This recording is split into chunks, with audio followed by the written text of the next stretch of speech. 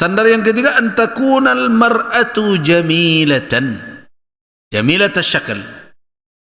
Hendaklah wanita yang dipilih itu menarik penampilannya, cantik, perlu hasanatul manzar, bagus kelihatannya, ila janibi jamalin nafsi, tetapi harus berdampingan dengan kecantikan kepribadian, wa husnul khuluq, dan kebagusan akhlak. Jadi pilih yang ketujuh di mata. Ada hadis lain yang sering menjadi rujukan dalam poin ini, seperti hadis yang diriwayatkan dari Abu Umamah Al-Bahili, ada dalam kitab Al-Imam Al-Munziri rahimahullah, dalam kitab Targhib At-Tarhib Wat-Tarhib. Apa bunyinya? Mastafadal mu'minu ba'da taqwallahi azza wa jalla khairan lahu min zawjatin salihah. Tidak ada seorang mukmin mendapatkan keberuntungan, faedah setelah bertakwa kepada Allah. Itu adalah faedah yang paling utama, takwa Allah azza wa jalla. Kalau dapatlah takwa itu, tidak ada yang lebih baik dari itu manfaatnya, faedahnya untuk. Tapi kalau sudah dapat takwa, apa lagi yang terbaik? Adalah zaujatin salihah, istri yang saleh. Apa definisi saleh menurut hadis ini? Kan istri salehah. Apa definisi saleh? Hadis ini menjelaskan karakteristiknya. Zaujatin salihah itu apa?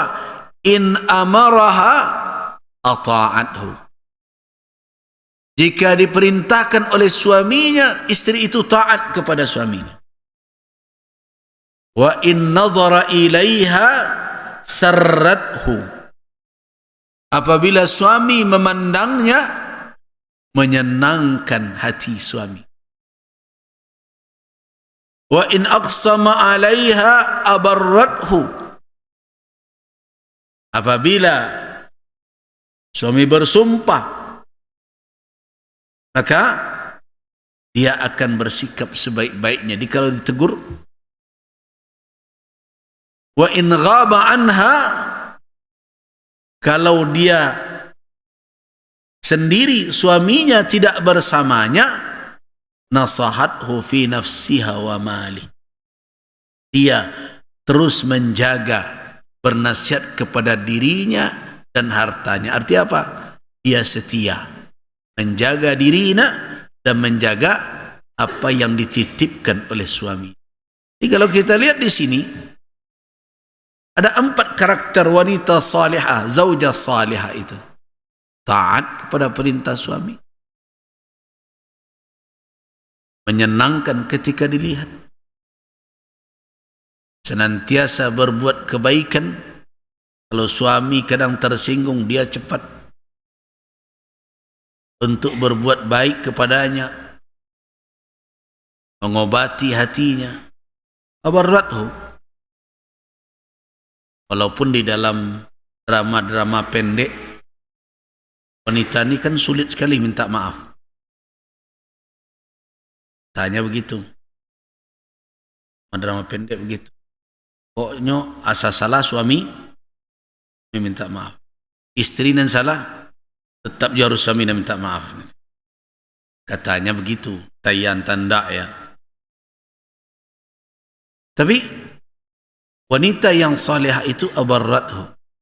Jadi dia tidak ingin suaminya berlama-lama dalam kegundahan. Apalagi kalau suaminya tidak bersamanya. Abarrathu fi nafsiha wa mali. Dia menjaga dirinya dengan loyalitas, kesetiaan, dan menjaga apa yang diamanahkan oleh suaminya berupa harta, kekayaan, titipan apapun. Itulah salihah dalam petunjuk hadis tersebut. Nah, artinya apa? Salah satu dari yang dikatakan oleh Nabi karakter wanita atau istri salih itu apabila dipandang menyenangkan. Kalau tahu waktu condong mato. Nah, tapi kalau ambo cali wanita aku rancak sana. Cantik-cantik. Cuma persoalannya kalaulah bersuami kecantikan kau ndaknya kamihannya ledo. Jadi kalau apa-apa kau kadang-kadang suka keluar mencari nan lain. Jadi kecian apa-apa saya ndak beres barangkali kurang berhias nan di rumah. Jadi karena itu percantik jugalah diri, pertahankan kecantikan di hadapan suami, bukan ketika ke pasar. Hari ini kan enggak cantik wanita tu kalaulah keluar ibu di dalam rumah. Tapi kan ada lah jawaban, kami suruh masak-masak tu ya pembawang sekami. Misalnya begitu. Ya tentu ada saatnya, kan tak taruh serupa itu. Nah, apalagi kalau suami bekerja berbagai macam, di saat dia pulang apa salahnya? Sedikit berhias. Lihatlah istri-istri Nabi sallallahu alaihi wasallam menjaga bagaimana penampilan. Nah, dengan demikian maka jamilatus syakal, penampilan yang indah dan menarik, yaitu itu termasuk bahagian yang dituntut untuk dipertimbangkan di dalam mencari pasangan. Pertimbangkan. Tidak diabaikan. Walaupun itu bukan menjadi standar nomor satu. Karena itu kecantikan lahiriah harus berdampingan dengan kecantikan, apa kata orang, ibu tahu, inner beauty ya. Ambo agak susah mau nyebut itu. Nah, kecantikan kepribadian dan akhlak. Jadi karena itu tiga ini menjadi ukuran. Apa tadi? Dhatud din, agama. Yang kedua adalah thayyibatul manbat, baik tempat tumbuhnya sehingga nasab terjaga dan seterusnya. Yang ketiga adalah menarik penampilannya. Dan tentu yang keempat itu adalah keutamaan saja. Apa itu? Lebih baik kalau orang itu menikah, carilah yang belum pernah menikah daripada yang sudah pernah menikah. Diutamakan yang gadis. Kecuali kalau ada pertimbangan lain. Seperti Jabir bin Abdullah. Jabir bin Abdullah ketika meminang, dikatakan, ya Rasulullah, inni khatabtu imra'ah. Saya telah meminang seorang wanita. Kata Nabi, thayban am bikr? Jandakah atau gadis? Kata Jabir bin Abdullah, thayban bal thayb. Janda ya Rasulullah. Afala bikran? Kata Nabi, kenapa tidak engkau cari yang gadis? Tula'ibuha wa tula'ibuki. Engkau akan semakin mesra. Kenapa? Karena dia pertama berhadapan dengan seorang suami. Nah, tapi Jabir mempunyai alasan lain. Kenapa? Ayahnya wafat, gugur dalam peperangan Uhud sebagai syahid, meninggalkan banyak anak keturunan. Artinya dia bertanggung jawab untuk adik-adiknya, dan dia khawatir kalau anak gadis nan belum biasa memikul tanggungjawab itu nan dijadikannya sebagai pasangannya, kok ndak sabar menghadapi adik-adiknya yang banyak itu. Maka dipilihnya. Kalau apa pengalaman. Itu kira-kira. Tetapi kalau belum, maka tentu yustahsan, dipandang lebih baik an takuna bikran, bikir gadis, wa waludan, dan yang subur, lihat keturunannya, artinya yang mudah memiliki anak dan macam subur, liyatahaqqaqal ghard, supaya terwujud tujuan yang tinggi dari pernikahan. Apa itu? Berketurunan. Jadi perlu diperhatikan. Kalau seandainya yang dinikahi itu adalah wanita yang secara garis keturunan sulit untuk mendapatkan keturunan, maka lebih diutamakan. Bukan tidak boleh. Karena ada juga orang yang sabar ketika dia berhadapan dengan kondisi tidak punya anak. Jadi itu bukanlah sesuatu yang dianggap aib. Kenapa? Karena semua itu adalah maqdur, ada qudrah Allah Subhanahu wa taala. Bukan berarti yang tidak subur dari sisi keturunan haram dinikahi, tidak sampai ke tingkat itu, tapi yustahsan. Kenapa? Karena tujuan utama dari pernikahan adalah lahirnya anak keturunan. Tetapi hari ini banyak gerakan di dunia para wanita yang berpantang punya anak. Jadi aneh-aneh saja hari ini. Nikah lagi punya anak enggak. Karena itu langkah-langkah sterilisasi sekarang banyak terjadi. Orang tidak mau punya anak karena punya anak dianggap bertentangan dengan apa? Dengan kebebasan dan berbagai macam. Itu hanya melahirkan beban tambahan. Dan itu hanya diskriminasi kepada perempuan karena perempuan yang akan terikat dengan berbagai macam. Cara-cara berfikir seperti itu mulai berkembang, kemudian disebarkan ke tengah masyarakat, dan ada pula wanita muslimah yang mulai mengambil langkah seperti itu. Tidak mau punya anak. Ada beberapa langkah yang diambil di barat. Mereka tidak setuju punya anak, tapi mereka pengen juga punya anak. Akhirnya bagaimana? Mereka menyewa rahim orang lain. Jadi ada beberapa teknologi hari ini, bayi tabung. Jadi tidak semua bayi tabung itu halal. Bayi tabung yang halal itu kalau ovum dan sperma itu terambil dari sepasang suami istri dan diambil di saat pernikahan masih wujud, masih ada. Kemudian terjadi pembuahan di luar rahim, kemudian dikembalikan ke rahim istri yang punya ovum.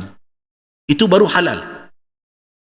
Tapi kalau seandainya diambil sperma dari suami, diambil ovum dari istri, dilakukan pembuahan dengan rekayasa genetika di luar dari rahim, kemudian ditumpangkan zigot yang telah dibuai itu ke orang lain, walaupun istri, ini kan ada orang yang istri dua, walaupun ke istri yang satu lagi, apakah halal? Tidak, haram hukum. Itu haram hukum, tidak boleh. Apalagi kalau ditumpangkan ke wanita lain, jelas haram. Jadi ada pula sekarang anak tidak mau punya anak, ditulangnya dari ibunya. Jadi seorang ibu melahirkan anak sekaligus cucunya. Itu terjadi sekarang. Jadi ketika ilmu pengetahuan tidak terkawal dengan nilai-nilai, maka itulah yang terjadi. Jadi hasil dari rekayasa genetika sperma suami dan istri tadi, setelah dibuahi di luar rahim, kemudian yang istri tidak mau hamil, kemana ditumpangkan? Tumpang ke ibunya, ke nenek. Nah, itu terjadi di beberapa negara di Eropa dan berbagai macam. Apakah itu boleh? Tidak, haram hukum. Atau pengambilan sperma tidak lagi di saat pernikahan wujud. Apa contoh? Di Indonesia belum. Tapi di barat ada namanya bank sperma. Di bank tak peletak piti sedorang kini dah. Jadi setelah sperma diambil, kemudian disimpan. Pengambilan itu bisa di saat pernikahan terjadi, disimpan, kemudian suami meninggal. Sesuami meninggal, istri tidak mau menikah lagi karena loyal, setia kepada suaminya. Kemudian setelah sekian tahun suami tiada, ada kerinduan ingin mendapatkan anak. Tapi dia ingin punya anak dari suami yang telah meninggal. Diambillah, tekana ada tabungan bank sperma tadi. Diambillah sperma itu dan dijadikan itu sebagai untuk membuahi ovum wanita tadi. Ketika pernikahan dahulu diambil ketika pernikahan ada. Tetapi ketika yang laki-laki telah meninggal, pernikahan telah selesai. Jadi nikah dengan kematian itu telah tuntas, tidak lagi berlanjut. Berarti pembuahannya terjadi ketika pernikahan tidak lagi ada. Apakah boleh? Tidak, haram hukum. Atau juga terjadi di beberapa negara yang punya bank sperma, anak muda yang khawatir dengan pertumbuhan fisik berbagai macam, di saat dia lagi bugar segar, kualitas spermanya bagus, diambil pula, diletakkan di bank, ditabung. Nah, ketika dia telah menikah, ternyata betul dia tidak bisa membuahi istrinya secara langsung.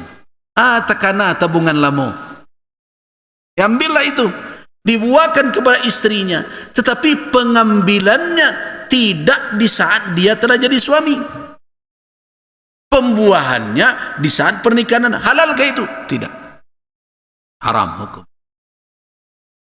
Nah, dengan demikian, maka apa yang dianjurkan oleh syarak ketika memilih pasangan, bahwa hendaklah wanita, begitu juga pria yang subur, bisa membuahi, bisa berketurunan, itu menjadi ukuran dan standar bagaimana seorang memilih pasangan.